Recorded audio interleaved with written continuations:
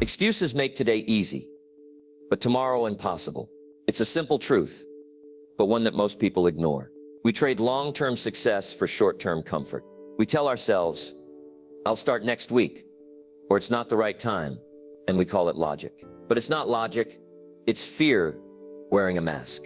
And the longer you let excuses lead your life, the further you drift from the future you were meant to build. You don't need more time. You don't need more motivation. What you need is responsibility. You need the decision, the internal switch that says, no more waiting, no more blaming, no more excuses. Because here's the deal. Success isn't given to those who hope for it. It's earned by those who show up every day. Whether they feel like it or not, the greats, the ones who broke the mold and changed their lives, weren't perfect. They just stopped making excuses. They decided that action matters more than intention, and they took control of what they could, right where they were with what they had. Today, I'm going to walk you through the principles that separate the dreamers from the doers. These powerful truths will help you rise above delay, fear, and hesitation. This isn't about hype. It's about habits. It's about getting serious about your time, your potential, and your future. Stay with me for the next few minutes as I guide you through the mindset, the examples, and the practical truths that will help you cut the excuses and finally get it done. Let's dive in. Number one, stop worshiping perfection. Start embracing progress. One of the biggest reasons people never start is because they believe it has to be perfect. The timing has to be perfect. The plan has to be flawless. They tell themselves, once everything lines up, then I'll go all in. But here's the hard truth. Perfection doesn't exist, and waiting for it is the fastest way to go nowhere. Progress, not perfection, is what changes lives. It's not about having the perfect setup. It's about having the courage to begin while things are still messy. Because the moment you demand perfection before action, you paralyze yourself. You create a false standard that no one in history ever lived up to. Take Walt Disney as an example. He was fired from a newspaper for lacking creativity. His early ventures failed. Even Disneyland itself was rejected by banks over 300 times. But he didn't wait for everything to be perfect. He started with what he had, big ideas and small resources. He made mistakes, learned from them, and kept moving. That's progress. And that's why we remember his name today. The most dangerous lie you can believe is that you're not ready. Truth is, no one is ever completely ready. Readiness is not a feeling. It's a result of motion. You move, you adapt, you grow. But if you sit still waiting for all the lights to turn green, you'll sit forever.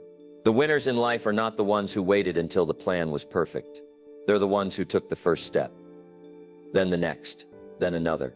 They moved with what they had and made adjustments along the way. Progress is not always pretty.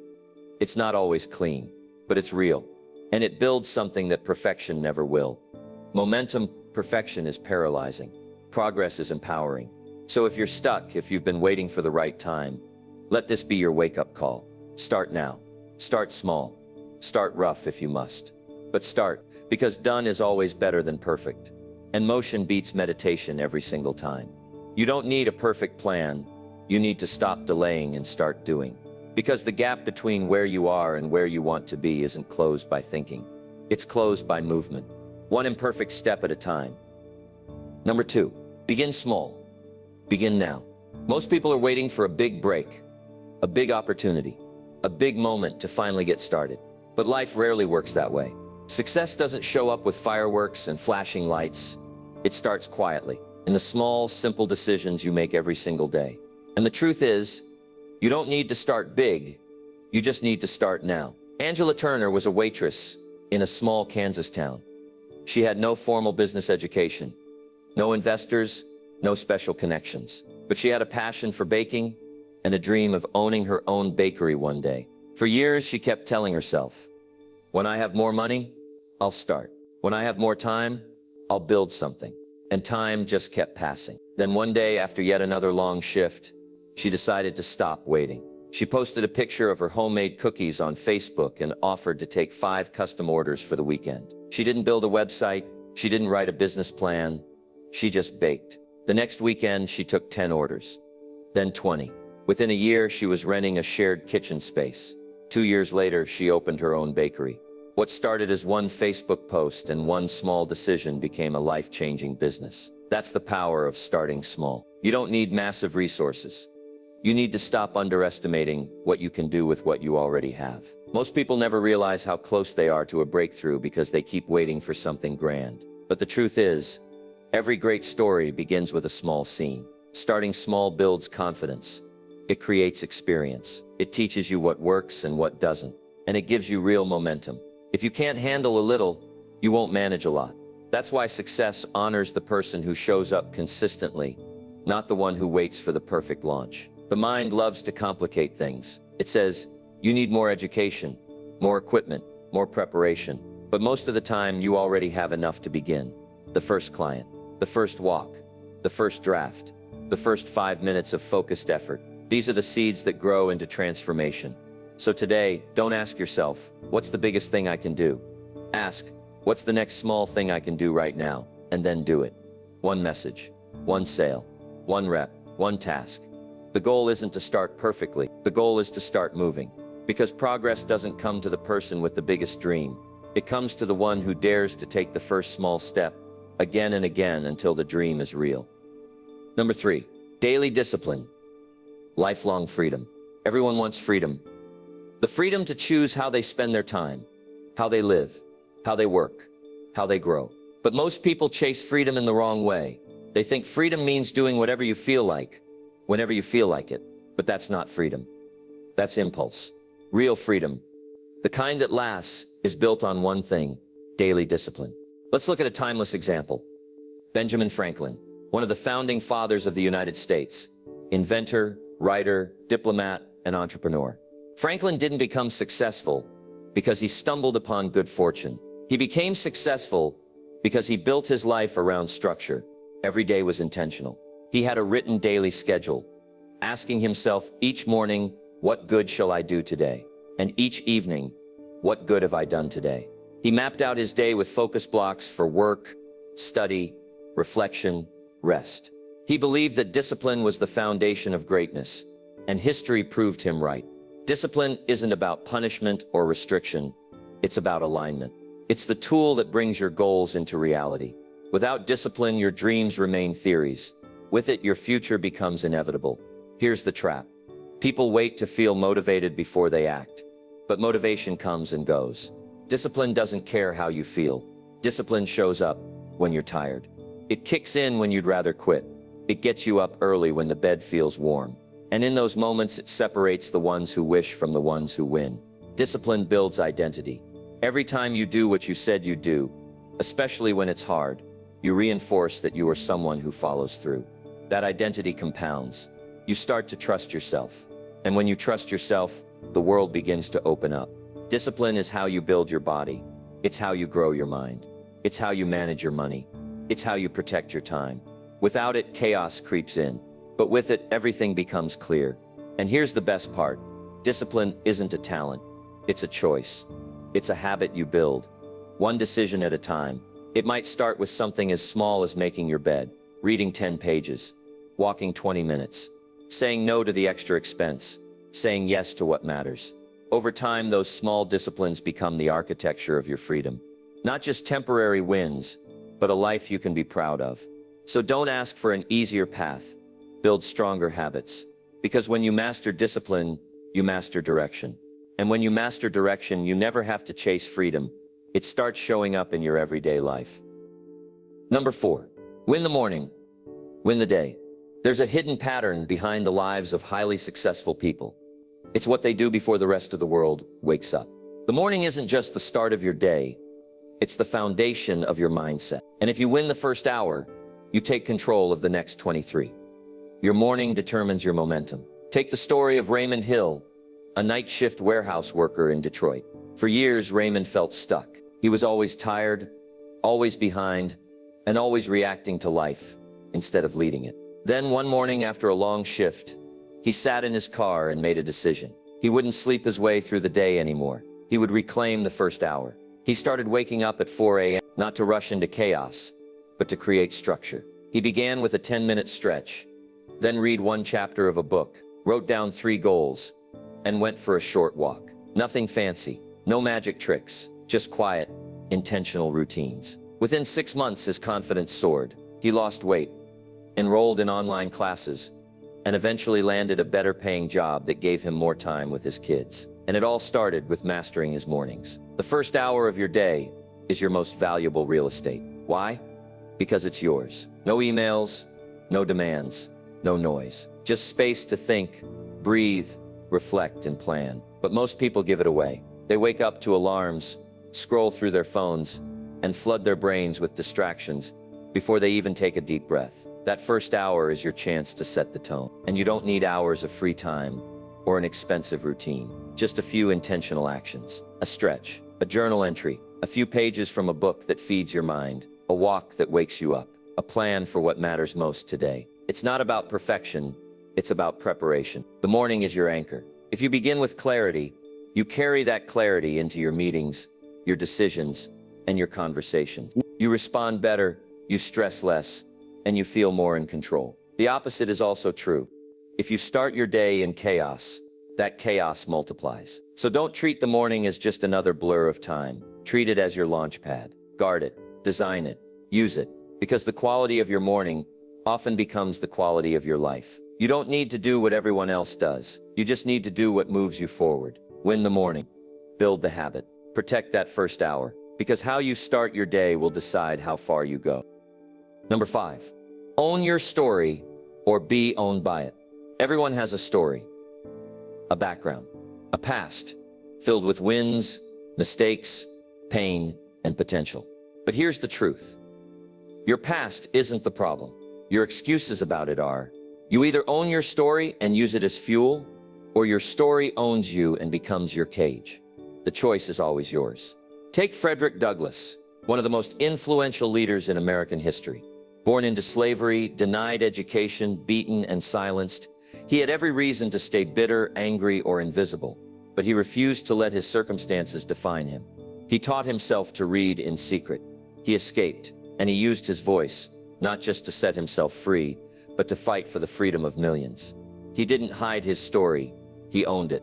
And in doing so, he rewrote not only his life, but the history of a nation. Too many people spend their lives running from their story. They bury their pain. They pretend the past didn't happen, or they use it as an excuse to stay stuck. I didn't have support. I wasn't given the same chances. People like me don't make it. These thoughts feel real, but they're walls we build in our own minds. Your story isn't meant to be a weight, it's meant to be a weapon. Something you sharpen, reflect on, and use to cut through your own limitations. But that only happens when you stop blaming and start owning. Yes, life may have dealt you a tough hand, but so what? You're not the only one. Everyone's been hurt, doubted, misunderstood, or underestimated. What separates the successful from the stuck is what they do with that pain. Some people use it as proof they can't move forward.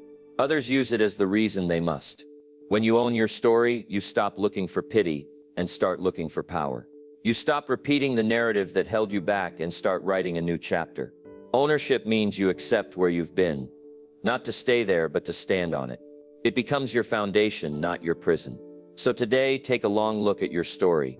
The pain, the failures, the disappointments, the wins, the lessons. Don't erase them. Embrace them. Because the moment you stop hiding from your past is the moment you gain control of your future. You are not your history. You are your responsibility. And the most successful people aren't the ones who had perfect lives. They're the ones who took an imperfect past and turned it into something powerful. Own your story or be owned by it. But never forget, you are the author now, so write something worth remembering. Number 6. Excuses are delays in disguise. Excuses never feel like excuses at the moment. They feel like reasons, logical explanations, sensible delays. Now isn't the right time. I don't have enough experience. I need to wait until things settle down. But if you zoom out and look honestly, you'll see that most excuses are just delays dressed up to sound reasonable. They're delays in disguise, and they rob you of momentum. Jacqueline Ross from Atlanta knew that feeling well. She drove Uber full-time to support her 2 kids and always dreamed of getting into real estate. She would scroll through listings late at night, study market trends on her breaks, and listen to podcasts in between rides. But for years, that's all she did, study and scroll. Every time someone encouraged her to start, she had a new reason. I don't have the money. I don't know the right people. What if I fail? It all sounded smart, but deep down she knew it was fear. Then one afternoon, a passenger told her how he bought his first property with just $2,000 down through a creative financing strategy. That one conversation flipped a switch in her mind. She realized she didn't need perfect conditions. She needed to stop delaying. That week, she found a mentor, joined a local real estate group, and put in an offer on a small duplex. It wasn't fancy, but it was a start. Within 2 years, she owned 4 properties and had stopped driving altogether. The point, once she dropped her excuses, she picked up her future. Excuses feel safe. They let you off the hook. They tell you that waiting is the wise thing to do. But in reality, they become invisible chains. The longer you hold on to them, the more believable they become. And the more you delay, the more you drift from the life you actually want. The truth is, you'll never have all the answers. You'll never have the perfect plan. But that's okay. You don't need certainty. You need courage. You need the guts to move even when things are unclear. Because clarity doesn't come before action. It comes because of action. Excuses don't just delay your goals. They delay your growth. Every time you say, "not yet," your confidence takes a hit. And over time, you start to believe that maybe your dream isn't possible. But that's not the truth. That's just the echo of inaction. So the next time you hear yourself offering a reason why you can't pause, ask, is this a true limitation or just a comfortable delay?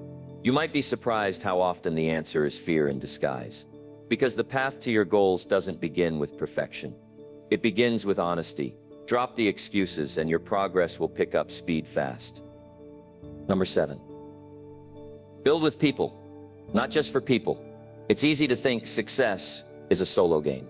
The world often celebrates the lone genius, the self-made entrepreneur, the independent warrior. But if you look closer, every lasting success story has one thing in common. It was built with people, not just for people. You can go fast alone, but you'll only go far with others. Take Andrew Carnegie, one of the wealthiest and most influential industrialists of the 19th century. He built an empire in steel, but he didn't do it alone. Carnegie credited much of his success to the people around him, the advisors, engineers, workers, and thinkers who contributed to every breakthrough. In fact, he once said he could fill an entire hall with people who were smarter than him. And it was because of their collective efforts that he rose as high as he did. That's the power of building with others. When you surround yourself with capable, committed, and collaborative people, you multiply your ability. You gain access to different perspectives, better solutions, and stronger support. You don't just work harder, you work smarter. But here's the problem. Too many people try to do everything themselves. They think asking for help is weakness. They guard ideas like secrets. They fear collaboration because they want all the credit. And in doing so, they limit their impact. Success isn't about being the hero of every scene. It's about playing your part in something bigger and helping others do the same. When you build with people, you create something that's not just efficient, but meaningful. People feel seen, valued, empowered. And when people feel that, they go the extra mile. Not because they have to, but because they want to. So how do you build with people? Start by recognizing the strengths of those around you. Don't compete with them. Complement them. Find ways to bring value to their goals while staying committed to your own. Share the credit. Ask for feedback. Listen more than you speak. And be someone others can count on. Not just when it's convenient, but when it matters. Also, be intentional about your environment. Choose your inner circle carefully. Surround yourself with those who challenge you, stretch you, and believe in your mission. The right people won't just support your dream, they'll sharpen it. Because success built in isolation is fragile. But success built with others, that's unshakable. You weren't made to do this alone. Find your people, build together, and you'll go further than you ever could by yourself.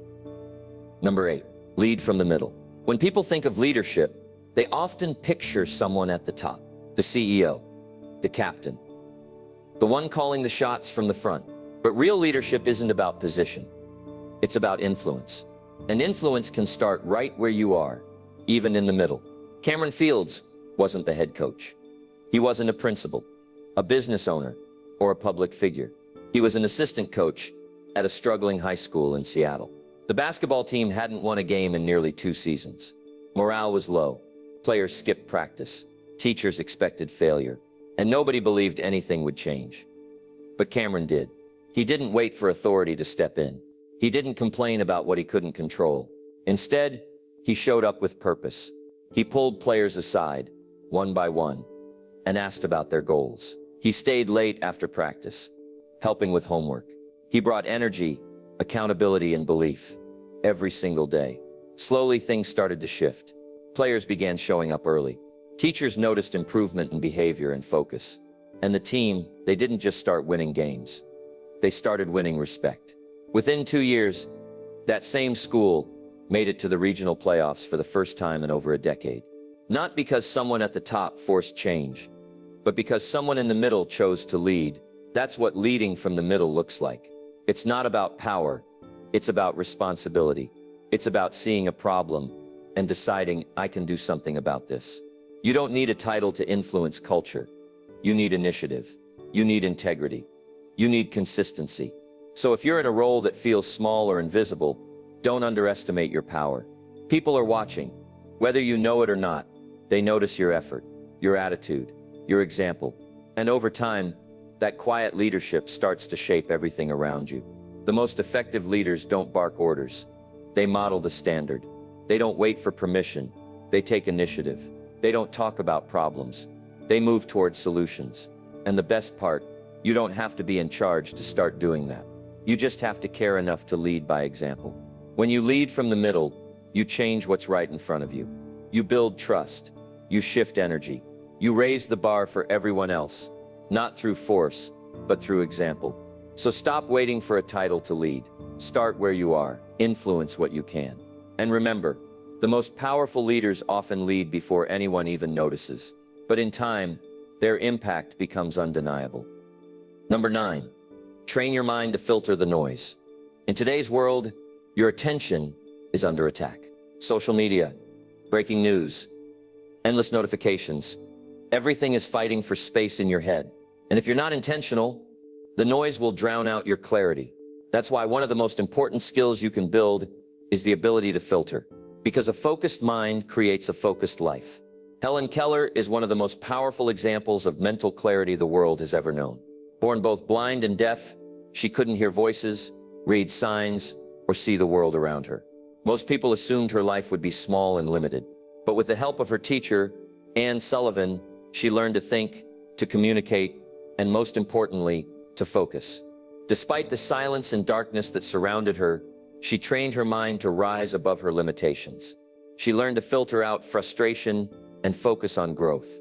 She wrote books, delivered speeches, and became a global symbol of resilience and determination.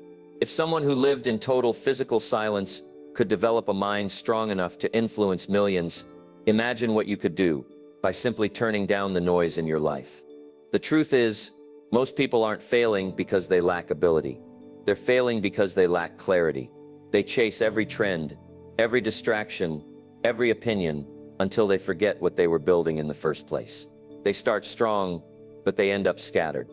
Focus is a choice. It doesn't happen by accident. You must train your brain to protect your energy. That means saying no to what doesn't serve your goals.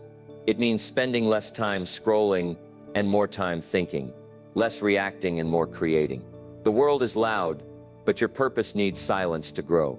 One of the most effective ways to train focus is to start your day with intention. Before the world grabs you, grab your thoughts. What are your top 3 priorities? What's your mission today? What deserves your time and what doesn't? This small act of clarity can set the tone for everything else. You also need to audit your inputs. What are you feeding your mind? Who are you listening to? Are you learning from people who build or people who distract? Your mindset is shaped by what you consume. If you're constantly surrounded by noise, you'll start living like everyone else, reactive, confused, and tired. But when you filter the noise, something powerful happens. Your thoughts sharpen, your energy focuses, your confidence rises. You begin to build a life that's aligned, not scattered. So don't try to keep up with everything. Narrow your focus, guard your mind. And remember, the sharper your focus, the stronger your direction. Silence the noise, and you'll start hearing the truth inside you again. Number 10. Act before you're ready. There's a myth that keeps millions of people stuck. It's the belief that you have to feel ready before you begin. That everything must be in place. your confidence, your knowledge, your finances, your timing. But here's the truth. Readiness is not a requirement, it's a result. Carlos Jenkins never thought of himself as an entrepreneur. He was a barber in Miami, working long hours, just trying to get by. But every day he kept noticing something. His clients would ask about the products he used, oils, creams, beard balms. They wanted quality, natural stuff they could trust. One day Carlos got an idea. What if I created my own line? But then came the doubt. I don't know how to run a business. I've never done product development. I don't even have the money to start. So he sat on the idea. For 6 months, he told himself he'd do it when the time felt right. Until one day he realized something. The right time wasn't coming. So he started where he was. He learned how to mix oils at home. He designed simple labels. He sold a few bottles at his shop, then a few more. Eventually he built a full brand, and now his products are being sold online and in stores across the state. Carlos didn't feel ready when he started. He became ready because he started. That's how it works for most people. Action leads to clarity. Movement builds confidence. You can read every book and take every course, but none of it matters until you do the thing. The idea of waiting until you're ready is seductive. It feels safe. It gives you time to prepare, plan, and overthink. But more often than not, it's fear in disguise. And fear always wants you to wait. Wait until it's perfect. Wait until you're smarter. Wait until you're comfortable. But the truth is, comfort is the enemy of growth. If you only move when you're ready, you'll miss every opportunity that requires faith. You'll stay stuck in preparation mode, while others pass you by with action. And here's what you'll learn the moment you begin.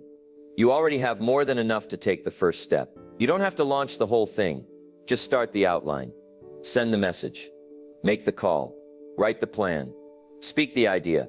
The smallest action disrupts the fear. So stop waiting for readiness. It's not coming. You build it moment by moment, with every bold step you take. Act now, adjust as you go. Because the person who moves first doesn't just get ahead. They become someone they never imagined by simply daring to begin before they felt prepared. Number 11, rule your reactions. Life won't always be kind. People will misunderstand you. Plans will break. Pressure will rise. And when that happens, you have two choices. React impulsively or respond intentionally. One burns bridges, ruins opportunities, and feeds regret. The other builds character, earns respect, and keeps your momentum. Success isn't just about how you act. It's about how you react. Abraham Lincoln, during his presidency, faced criticism that would have crushed most people. Newspapers mocked him. Political opponents attacked him relentlessly. Even his own cabinet often disagreed with him. He had every reason to lash out, defend himself, or make emotional decisions. But he didn't. Lincoln was known for his emotional restraint. He would often write scathing letters in the heat of anger, but never send them. He'd fold them, put them away, and come back with a clearer head. Why? Because he knew one truth. When you rule your reactions, you keep your power. Most people lose battles, not because of external problems, but because of internal reactions. They take things personally. They snap under stress. They respond to pressure with panic. And in that split second of emotion, they undo weeks, months, even years of progress. But it doesn't have to be that way. You can train yourself to pause, to breathe, to hold space between stimulus and response. And in that space, you regain control. You don't need to suppress your emotions. You just need to manage them. Feel the frustration, but don't act from it. Acknowledge the fear, but don't let it drive your decisions. Recognize the anger, but don't let it speak for you. Powerful people aren't the ones who never feel anything. They're the ones who choose not to be ruled by what they feel in the moment. And here's the key. Your reaction in the hard moments becomes your reputation in the long run. If you explode every time things go wrong, people won't trust your leadership. But if you remain composed under pressure, people will follow you, rely on you, and respect you, even when you're not in control of the situation. So how do you start ruling your reactions? First, slow down. When something upsets you, take a pause, even 10 seconds. Second, shift your focus from emotion to outcome. Ask yourself, what do I want long term? Will reacting help me or hurt me? And finally, practice restraint in the small things. The more you master your mood in the little moments, the more prepared you'll be for the big ones. Rule your reactions, and you'll stop being a prisoner of circumstance. You'll start becoming the kind of person who can lead through chaos, build in storms, and stand strong when others fall apart. That's real power. And it starts with a single pause. Number 12. Learn in the low moments. Everyone loves the highlight reel, the victories, the celebrations, the success stories. But what really shapes a person is not what they do in the spotlight. It's how they respond in the dark. Because the low moments, those quiet, painful, discouraging seasons are where the deepest lessons are learned and the strongest growth begins. Linda Wallace never imagined she'd write a book, let alone a best-selling series. For most of her life, she worked in a corporate office, steady but unfulfilled. Then, without warning, she was laid off. No severance, no backup plan, just a cardboard box of her things and a silent drive home. At first, she panicked. She felt embarrassed, angry, even hopeless. For weeks, she applied for jobs and heard nothing. Every rejection chipped away at her confidence. But one morning, while staring out her apartment window, she opened a notebook and started writing. Not a resume, not a business plan, just thoughts. Honest thoughts. Lessons she wished someone had told her years ago. It became a daily habit. That habit became a manuscript. And that manuscript became a book that would inspire thousands of women going through similar struggles. Linda didn't rise because she avoided hardship. She rose because she leaned into it and learned from it. That's what most people miss. Low points are not detours. They are training grounds. The pain you feel is the pressure that builds your resilience. The confusion you feel is the soil where clarity grows. But only if you stay awake. Only if you ask, what is this trying to teach me? Most people run from hard times. They numb themselves with distractions. They pretend everything's okay, or they spiral into victimhood. But the few who stop and observe, the few who dig through the discomfort and extract the gold, they walk out of the valley sharper, stronger, and wiser. Growth doesn't only happen in the good seasons. In fact, some of your greatest transformation will happen in the times you least want to face. When your plans collapse, when your relationships change, when your confidence is shaken, that's where the real work begins. But here's the key. You have to choose to grow. Struggles don't automatically make you stronger. They only do if you learn from them. So ask the tough questions. What went wrong? What was I avoiding? What can I do better next time? And then apply it. You may not control every storm, but you can control how you come out of it. So the next time life knocks you down, don't just try to get past it. Learn from it. Because the lessons in your lowest moments often become the foundations for your highest breakthroughs. Number 13. Movement breaks mental chains. When you feel stuck, the mind becomes a cage. It loops the same thoughts, the same doubts, the same fears. You tell yourself you'll start tomorrow. When you feel better, when things are clearer. But the truth is, clarity doesn't come from overthinking. Clarity comes from movement.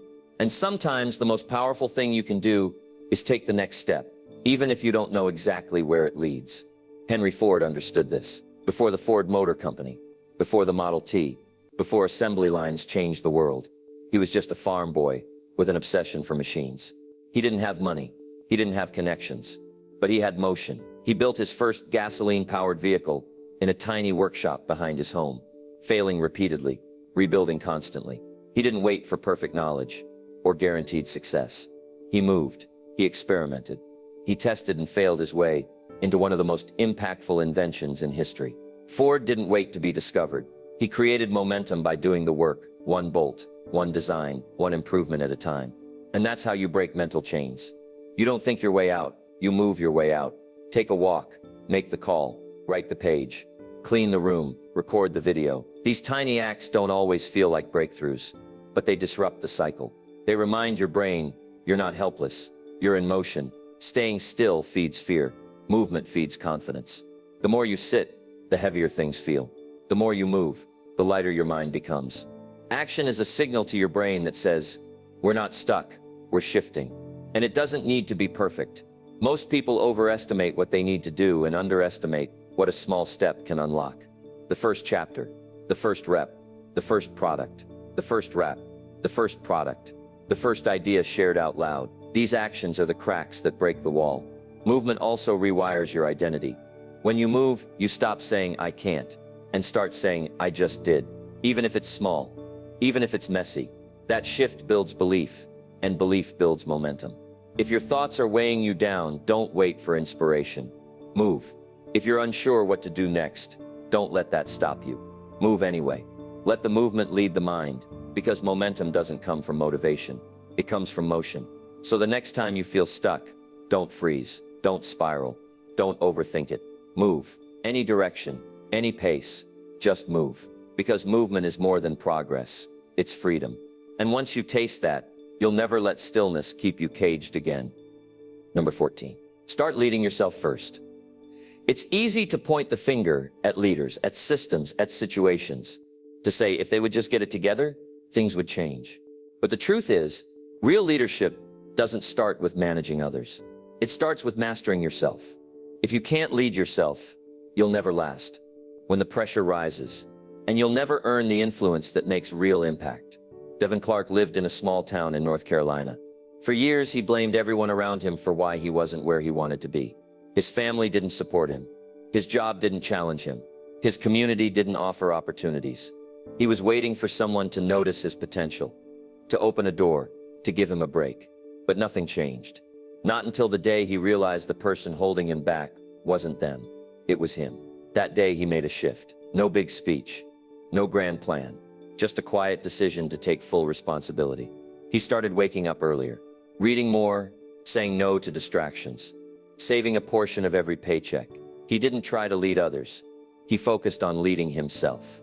Within a year, his work ethic and attitude stood out. He got promoted, then promoted again. Eventually, he became a mentor for young men in his town, not because someone chose him, but because he became someone worth following. That's how leadership works. It starts in the mirror. It's how you show up when no one's watching. It's how you handle setbacks, how you manage your energy, how you keep promises to yourself. That's what builds credibility. And credibility is the currency of leadership. Too many people want to lead at the top without learning how to lead in the middle.